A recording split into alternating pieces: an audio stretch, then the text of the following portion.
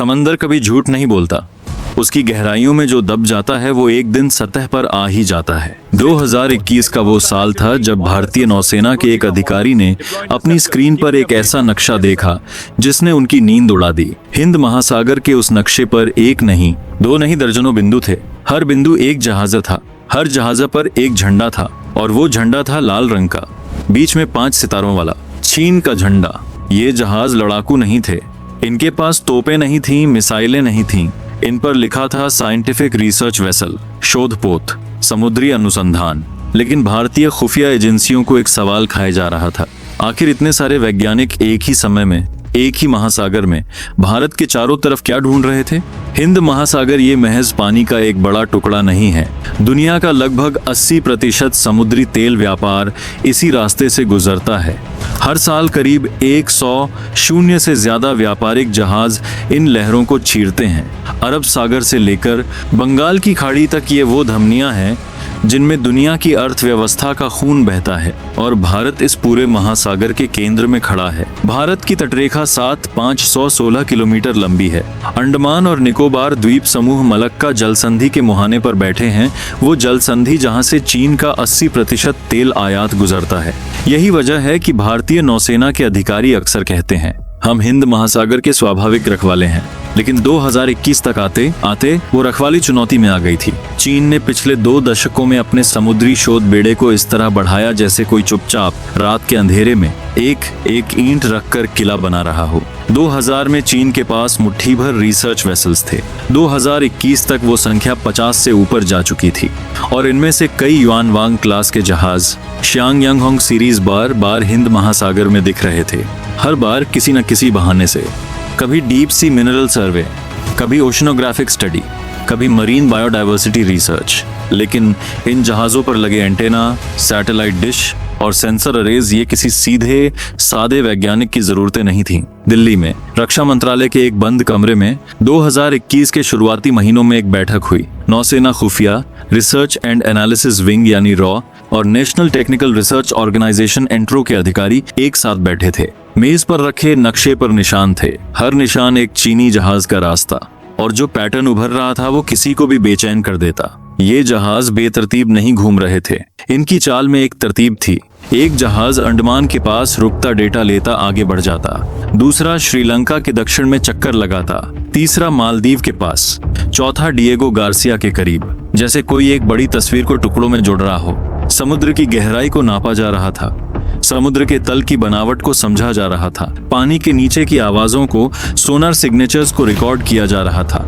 और यही वो बात थी जो भारतीय नौसेना को सबसे ज्यादा डरा रही थी। पनडुब्बियां आधुनिक युद्ध का सबसे खामोश, सबसे घातक हथियार। पनडुब्बी की ताकत उसकी चुप्पी में है। वो तब तक अजेय है जब तक उसे सुना न जाए, देखा न जाए, समझा न जाए। लेकिन समुद्र के भीतर पनडुब्बी को ट्रैक करने के लिए आपको उस समुद्र को जानना होगा, उसकी गहराई, उसके तापमान की परतें, थर्मोक्लाइंस जो आवाज को मोड़ती हैं, उसके तल की बनावट जो एको को बदल देती है। और यही डेटा, जिसे बैथिमेट्रिक डेटा कहते हैं, वो डेटा था जो चीनी जहाज इकट्ठा कर रहे थे। भारतीय नौसेना के पास INS अरिहंत जैसी nuclear powered ballistic missile submarine थी, पर उसकी गोपनीयता, उसकी सुरक्षा इसी बात पर निर्भर थी कि दुश्मन उसे ढूंढ न पाए। अगर चीन के पास हिंद महासागर का पूरा अंडर वाटर मैप हो जाए तो क्या वो खोज पाएगा उसे? ये सिर्फ एक सैद्धांतिक सवाल नहीं था, ये भारत की परमाणु निवारण क्षमता, न्यूक्लियर डिटरेंस का सवाल था।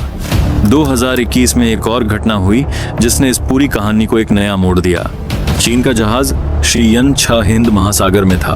भारतीय नौसेना के निगरानी विमान ने उसे ट्रैक किया। सब कुछ रूटीन लग रहा था, लेकिन जब एनालिस्ट्स ने उस जहाज के AIS डेटा को, उसके लोकेशन सिग्नल्स को ध्यान से देखा तो कुछ अजीब मिला। कई बार जहाज ने अपना सिग्नल बंद कर दिया था, अंधेरे में गायब हो गया था, फिर घंटों बाद किसी और जगह वापस आ गया। ये एक शोधपोत का व्यवहार नहीं था, ये वो था जिसे इंटेलिजेंस की भाषा में डार्क वेसल एक्टिविटी कहते हैं। और भारत अकेला नहीं था जो इसे देख रहा था। अमेरिका, जापान, ऑस्ट्रेलिया क्वाड के सभी सदस्य एक ही निष्कर्ष पर पहुंच रहे थे। चीन हिंद महासागर को पढ़ रहा था, पन्ना दर पन्ना। लेकिन इस कहानी में सिर्फ जहाज नहीं थे, जमीन पर भी एक खेल चल रहा था। श्रीलंका का हम्बनटोटा बंदरगाह चीन को 99 साल की लीज पर दे दिया गया था। मालदीव में चीनी निवेश तेजी से बढ़ रहा था। म्यांमार के क्याकपियो में चीनी बंदरगाह बन रहा था।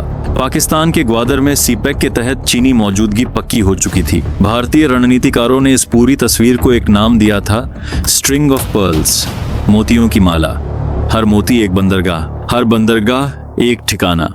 और ये माला भारत के गले के चारों तरफ। समुद्र में रिसर्च वेसल्स डेटा इकट्ठा कर रहे थे, जमीन पर बंदरगाह बन रहे थे और आसमान में चीनी सैटेलाइट्स हर हलचल देख रहे थे। ये कोई एक योजना नहीं थी, ये एक पूरी रणनीति थी। भारत ने जवाब दिया और उस जवाब में धीरे धीरे लेकिन दृढ़ता के साथ ताकत आती गई। इंफॉर्मेशन फ्यूजन सेंटर IFC-IOR 2018 में गुरुग्राम में स्थापित किया गया था, लेकिन 2021 तक इसका दायरा बहुत बड़ा हो चुका था। 21 देशों के लिएजॉन ऑफिसर्स वहां काम कर रहे थे। हिंद महासागर में हर जहाज की हरकत को रियल टाइम में ट्रैक किया जा रहा था। भारतीय नौसेना ने अपने P-8 high Poseidon maritime petrol aircraft की तैनाती बढ़ाई। वो विमान जो पानी के नीचे पनडुब्बियों को सुन सकते हैं, देख सकते हैं। अंडमान और निकोबार कमांड को मजबूत किया गया।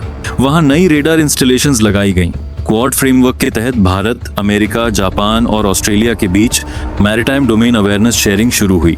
मतलब अब अगर कोई जहाज पैसिफिक में कुछ करता है तो उसकी खबर हिंद महासागर में बैठे भारतीय अधिकारी को मिल जाती है। और शायद सबसे महत्वपूर्ण, भारत ने अपनी पनडुब्बी क्षमता बढ़ानी शुरू की। प्रोजेक्ट 75I के तहत 6 नई एडवांस सबमरीन्स का ऑर्डर। INS अरिहंत दूसरी न्यूक्लियर सबमरीन को तैयार किया जाने लगा। अगर कोई हमारे समंदर को पढ़ना चाहता है तो हम उसे एक ऐसा समंदर दिखाएंगे जिसे पढ़ना आसान नहीं होगा। लेकिन यहाँ रुककर एक जरूरी सवाल पूछना होगा, क्या सच में ये सिर्फ जासूसी है? चीन का तर्क है और वो सार्वजनिक रूप से कहता है कि ये जहाज वैध वैज्ञानिक अनुसंधान के लिए हैं। समुद्री विज्ञान, जलवायु अध्ययन, डीप सी मिनरल्स की खोज, ये सब UNCLOS यानी United Nations Convention on the Law of the Sea के तहत किसी भी देश को अंतर्राष्ट्रीय जल में करने का अधिकार है। और ये बात तकनीकी रूप से सही है, लेकिन इतिहास भी कुछ कहता है। 2009 में साउथ चाइना सी में अमेरिकी रिसर्च वेसल USNS इम्पेकेबल के साथ चीनी जहाजों ने जो किया वो वैज्ञानिक लिमर्यादा नहीं था। 2021 में ही हिंद महासागर में एक चीनी जहाज के पास से जो इलेक्ट्रोमैग्नेटिक सिग्नल्स डिटेक्ट हुए वो किसी ओशनोग्राफिक इंस्ट्रूमेंट से नहीं आ रहे थे। सच्चाई शायद कहीं बीच में है, लेकिन रणनीति में शायद की कोई जगह नहीं होती। जब देश की सुरक्षा का सवाल हो तो वर्स्ट केस सिनेरियो के लिए तैयार रहना पड़ता है। 2021 के अंत तक एक और जहाज की खबर आई। युआन वांग 5 चीन का सबसे उन्नत space and missile tracking vessel Sri Lanka के हम्बनटोटा बंदरगाह में आना चाहता था। भारत ने कड़ा विरोध जताया। ये जहाज सिर्फ रिसर्च नहीं करता, इसके सेंसर सिस्टम्स इतने पावरफुल हैं कि ये सैटेलाइट लॉन्चेस ट्रैक कर सकता है, बैलिस्टिक मिसाइल्स को देख सकता है। श्रीलंका में इसकी मौजूदगी का मतलब था भारत के स्पेस प्रोग्राम, उसके मिसाइल टेस्ट्स, उसकी सैन्य कम्युनिकेशन, सब कुछ एक चीनी वैज्ञानिक जहाज की नजर में। श्रीलंका जो उस वक्त गहरे आर्थिक संकट में था, चीनी कर्ज में डूबा हुआ पहले झुका, फिर दबाव में आकर जहाज को आने दिया। लेकिन भारत ने इस पूरे प्रकरण से एक सबक लिया। समुद्री लड़ाई अब सिर्फ जहाजों से नहीं लड़ी जाती, वो कूटनीति से लड़ी जाती है, आर्थिक संबंधों से लड़ी जाती है, पड़ोसी देशों के दिलों और दिमागों से लड़ी जाती है। और उस मोर्चे पर भारत को अभी बहुत काम करना था। हम 2024 में आकर देखें तो तस्वीर और भी जटिल हो चुकी है। चीन की रिसर्च वेसल्स की हिंद महासागर में गतिविधि और बढ़ी है,